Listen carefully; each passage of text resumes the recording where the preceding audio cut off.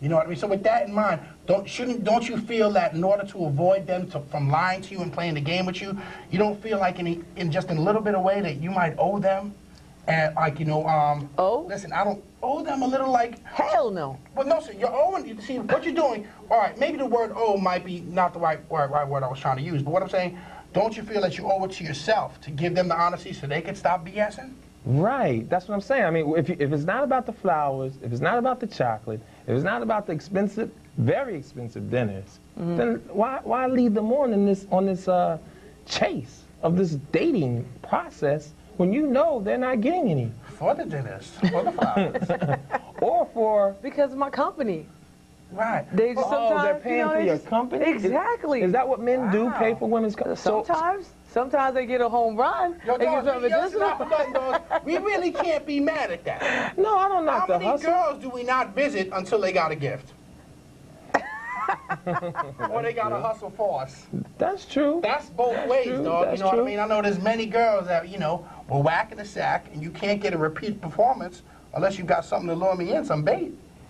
Yeah. Right. You know, your friend is waiting there with you, or, you know, something to that effect. You know what I mean? That's something where, you know, it's like, that's a horse of a different color. Absolutely. You know Absolutely. what I mean? It's like, come on over. Well, you know, I'm kind of busy tonight. You know, I'm working on a lot of things. I got a lot of things going on, but, you know, I'm not trying to hustle. Well, I'm over here with Louise naked. What time? Now?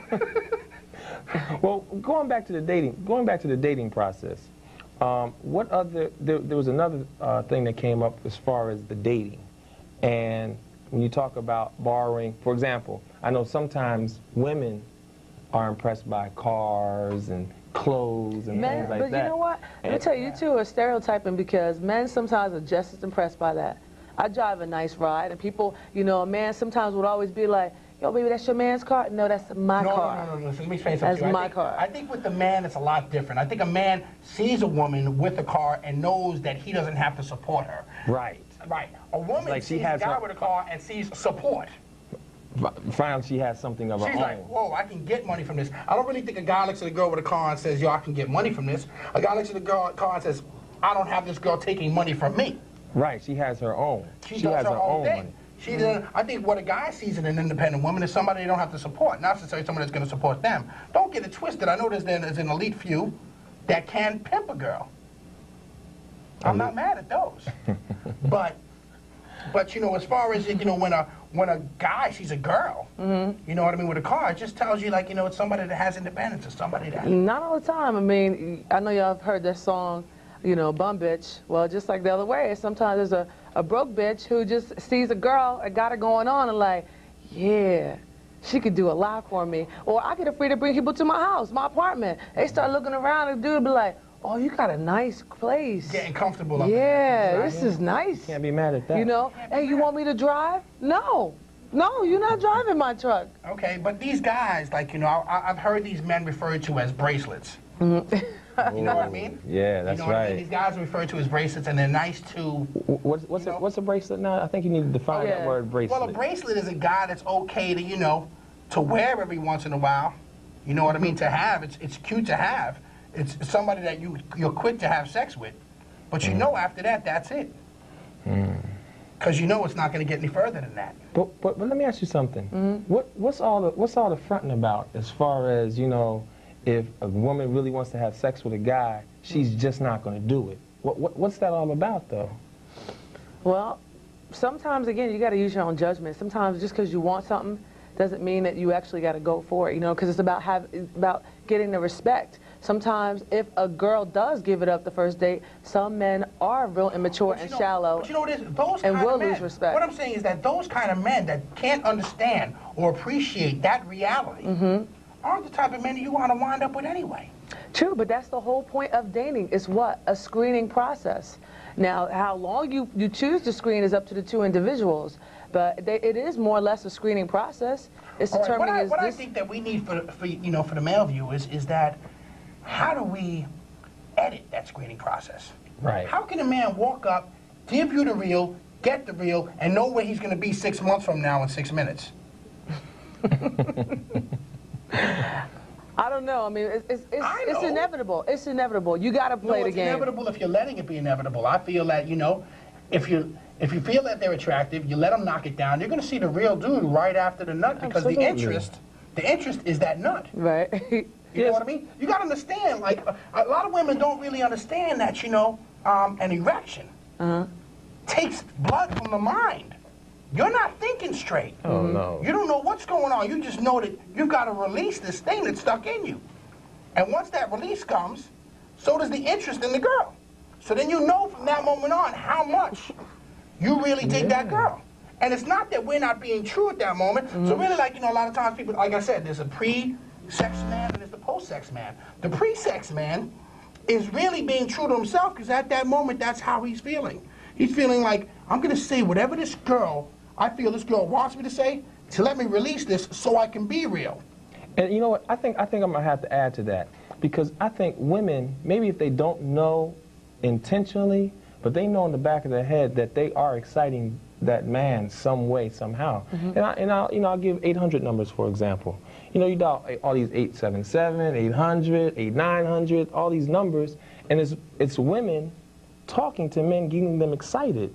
And it's all, like I always say, everything's all right once the swelling goes down. See, when men talk to women, you know, there's like only really one thing on our minds a lot of times. So we're going to let you talk. We're going to let you vent. We're going to let you do everything that you want to do just till we get to that specific point where we really want to be. Yeah, you know. Then we'll come to. Yeah. And then we're back to the reality because we have our own kind of fantasies going on in our head. You know, it's for years I've analyzed this, and the way I feel before releasing is never the way I feel after releasing. Sometimes even after releasing, I feel stronger for the girl. Sometimes because I analyze the situation, I'm like, yo, shorty kept it real. Right. She kept it thorough, so I owe her the same.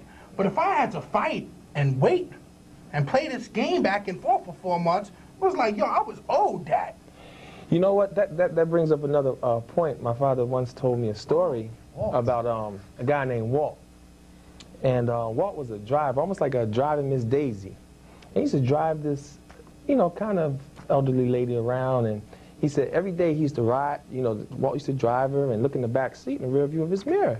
And she wouldn't be wearing any underwear. So he just, every day he said, you know what? Why don't you let me hit that? Why don't you let me hit that liquor too? Natural, you know? Right? That's a man, you know? In the back seat, that's so all of a sudden, she would say, oh, stop playing around, stop playing around. So one day, she lets him go ahead and, you know, they get busy in the back. Help out, you know? He said they start getting busy, tearing it up. Next thing you know, she screams out his name, oh, Walt, oh, Walt. And you know what Walt said? Shut up. Don't call my name. You made me wait too long for it. So that's how men feel sometimes. That's why we want you to disappear afterwards a lot of times. Yeah, because we're upset that we had to prolong. If the pre-sexual time period wasn't so long, we wouldn't feel that animosity after finally hitting it. You know what I mean? I'm telling you, I know what I've analyzed this. Do you know of any other games that that people play in this relationship in the first meeting process? I mean, there's tons. I mean, so again, what games have you played? Let's go there. No, or in general. Let's say in general. We're not gonna put you on the spot. We're not gonna put you on the spot. What games have you seen played? Right. I've seen played? Yeah, that you've seen played. That women play on men out here. Let us know. And I'm gonna tell you about games that we play.